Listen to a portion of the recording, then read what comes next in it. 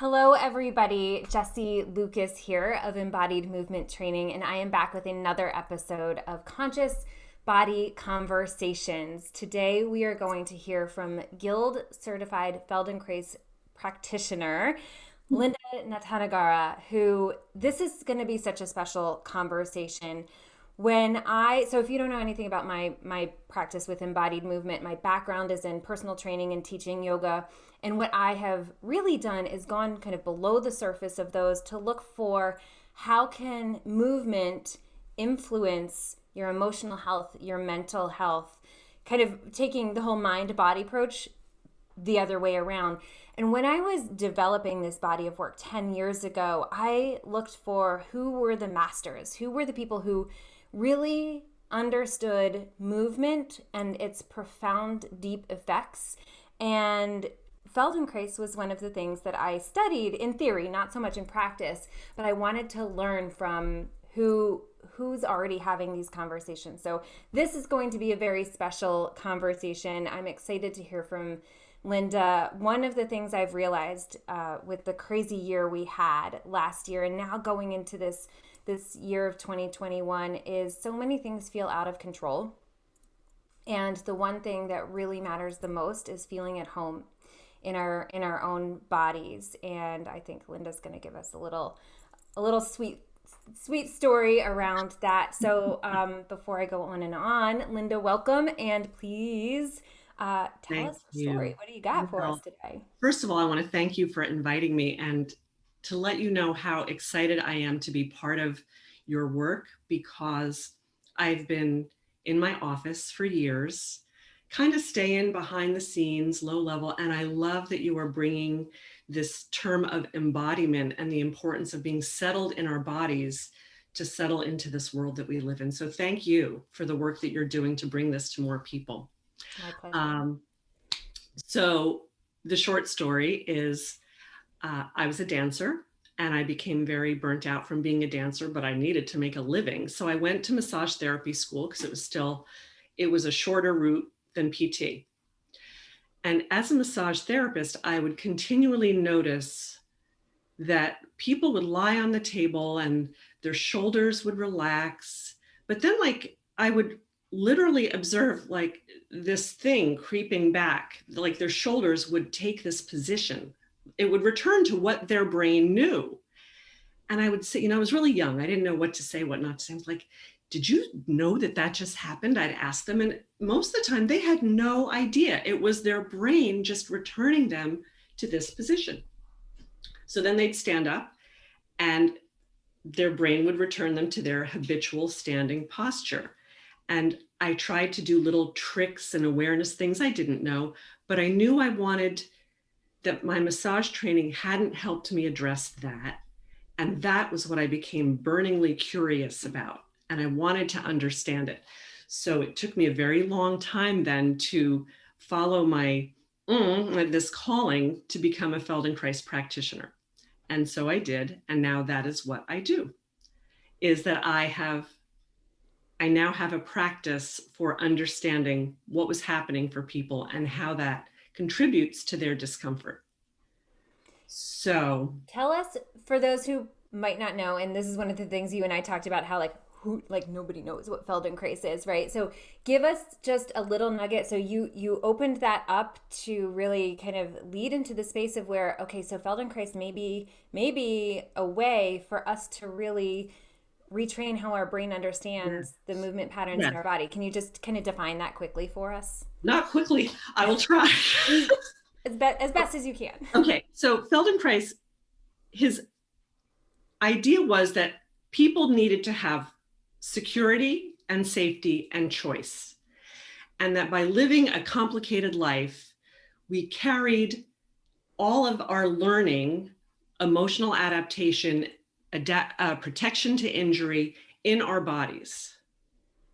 So my job is to help people recognize how they carry their history and how then they can arrive at the point where they can release the history that's in their bodies to make a choice in the moment, to live spontaneously in the moment, to meet the moment in the present, not to meet the moment with your whole history. So that is what I do. How I do that is a whole story into itself. But I wanted to just share a little bit about Feldenkrais and how he came up with this. He was a genius. He was a judo master. He was a physicist. He and was a master of curiosity, a very progressive thinker. He had a knee injury in the 40s, and they told him, "Well, operate. It probably won't work, and if it doesn't, we'll amputate your leg." And so he set about to realize how he moved affected his knee. And when he was upset, his knee hurt a lot more. And he knew that the injury wasn't more, it was the same knee. But he came to then develop a very robust practice and system for recognizing how he moved that created compression and contraction that interfered with his movement. And when he recognized how he moved, he could release those ways, and his knee was better. And he then set about teaching that to people that he knew that were injured. And then he set about teaching it to teachers to bring this work to more people. And so I want you to go more into the what you said initially about the safety in the body, and really what that means for like having authority in your body. But I just want to pause right there for a second, because the way you just described that seemed so simple and so accessible. I think a lot of us are starting to become aware, emotional intelligence has been a big topic the last several years. So we're starting to become aware of how, yes, our emotions absolutely are stored in our body. That might have seemed like a really out there idea before. And I think more and more people are really understanding that, they understand how, their body feels crappier when they feel crappier. Yeah. So, yeah. But I think that's where it kind of gets lost, because then you think you have to go down these crazy, wacky, meditate on the mountain for hour practices to eradicate that. And what you just described was almost the opposite of that. I loved how, you said a robust system. Give me a robust system. I will work it through and create. So I wanted to highlight that, because one of my main thoughts is, what can we do this year to feel better in our bodies? And accessibility and ease are the two main things that are coming to me. So wanted to highlight that. Please take us a little further into that. And I think, oh gosh, I just had a thought while you were talking, and it has escaped me in the moment. But so a lot of people, I haven't read Dr. Sarno's book, but it's very powerful for people, heal your own back pain. And I think so Feldenkrais got to the point, like, I'm stressed and I feel terrible because of what's going on in my life. My body hurts. But he went the extra step of applying science to it and really dissecting what happens specifically in my body. And the robust system is that he then developed ways, it's functional patterns of, people think you just lie on the floor in Feldenkrais and you do little movements and you don't do anything. It is very specific in terms of its functional patterns. Then you notice how you do the functional patterns and how you interfere with them in an environment that is very quiet and safe for the nervous system. So I am all for, and I am a participant in vigorous exercise, but an awareness practice to change the wiring of your brain, it has to go by the rules of how your brain works. And rote repetition of injured movement just creates more injury and continues the injury. So it's a really different practice that most people don't know about, but I think if you devoted a chunk of time that you might use to lift weights every week to a practice of awareness, you're going to do all of your activities in a much safer, with much more awareness than just doing the activities. I'm finding that people, and maybe you find this too, don't always have a sense of where they are in space. And so being able to understand your sphere of movement and where you are at any given moment, that's what we do with a Feldenkrais practice. And some people love it. I wish everybody loved it, but it's so valuable. I just encourage people through your program to find the things that speak to them and find ways to live in a moment of awareness in their body. What you just described. So I came into fitness as a personal trainer by Mm-hmm. first being a yoga teacher. And I Mm-hmm. came into being a yoga teacher by first being a meditator and then like trained in all these like deeper meditation Mm-hmm. things. So by the time I got to fitness, I was already my body practices were all about awareness Mm-hmm. and alignment. And when I started in fitness, that was my priority, was teaching. I worked with a lot of athletes, people Mm-hmm. who did a lot of rote repetition. They Uh-huh. had a lot of injuries, and teaching them how to slow down, Yes. teaching them how to exactly find where their body is in space. Mm-hmm. Proprioception is the Yes. word. I know that's one of our combined favorite words.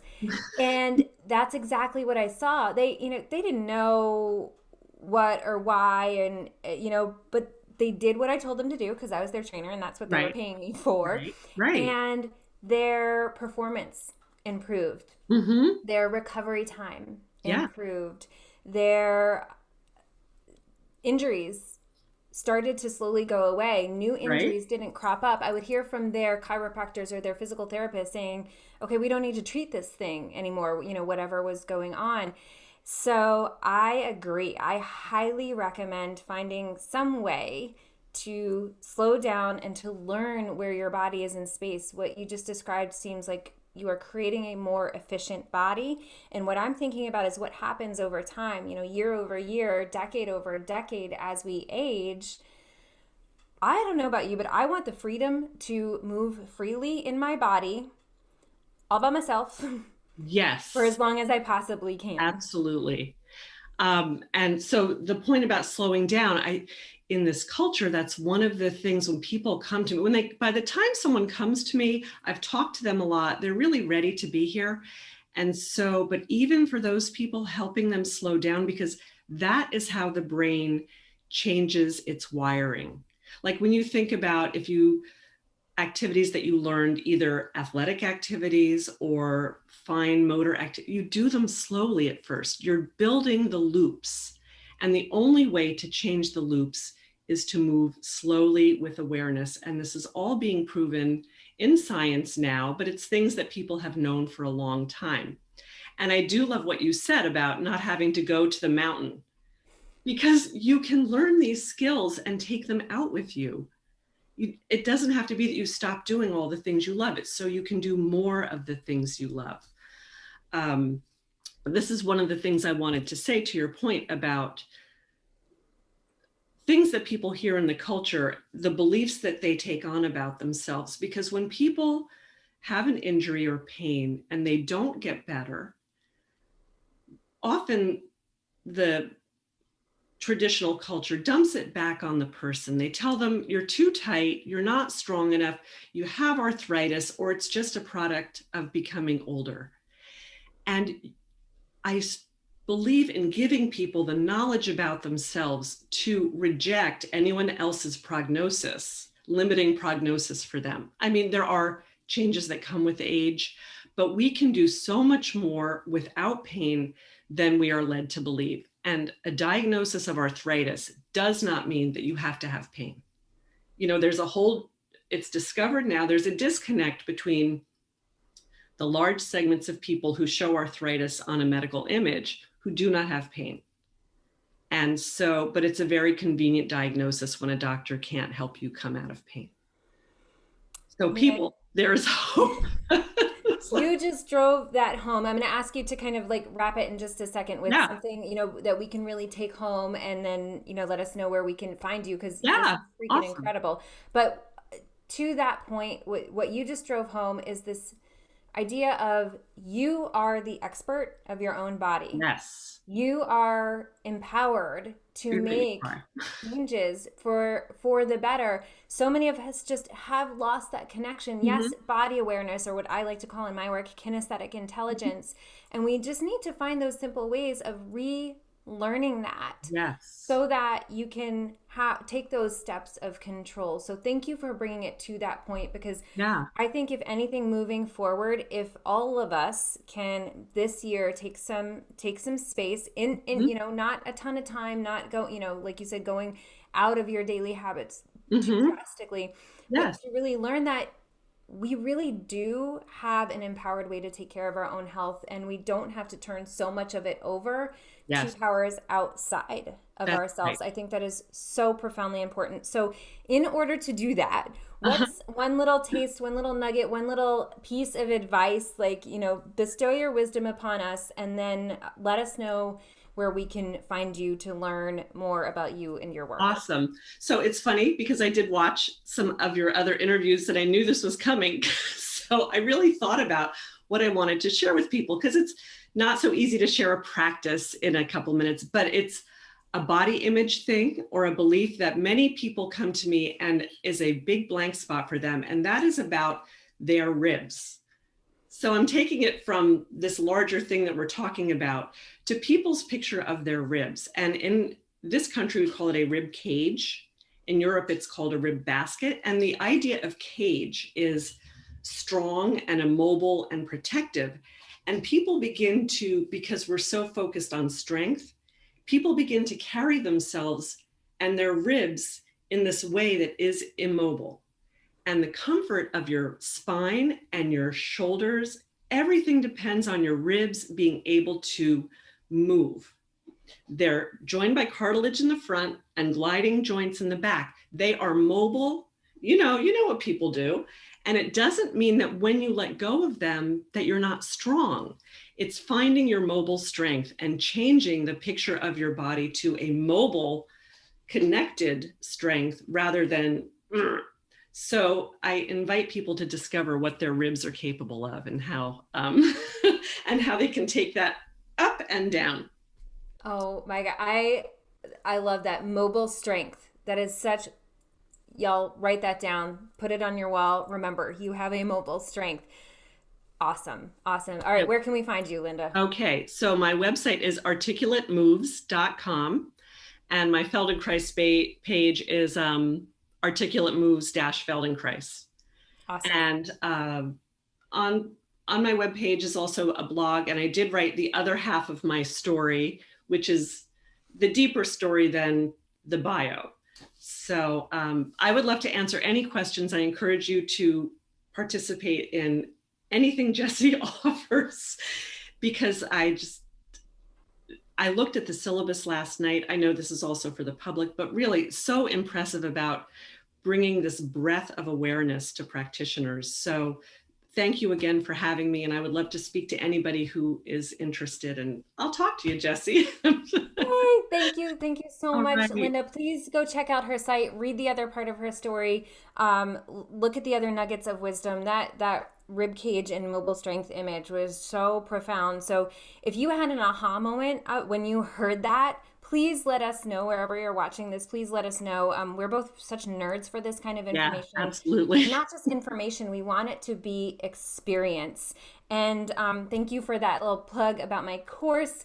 I do, through my embodied movement training course, it's a professional training program where I do teach health and wellness professionals, practitioners, both in non-movement, but also specifically, or both in movement professions, but specifically in non-movement professions. So therapists, health coaches, nutritionists, etc., how to actually access this kind of body wisdom and use very, very simple conscious body practices so that however you help your patients, your clients, actually really lands in their body. So I will include that link here so you can check that out as well.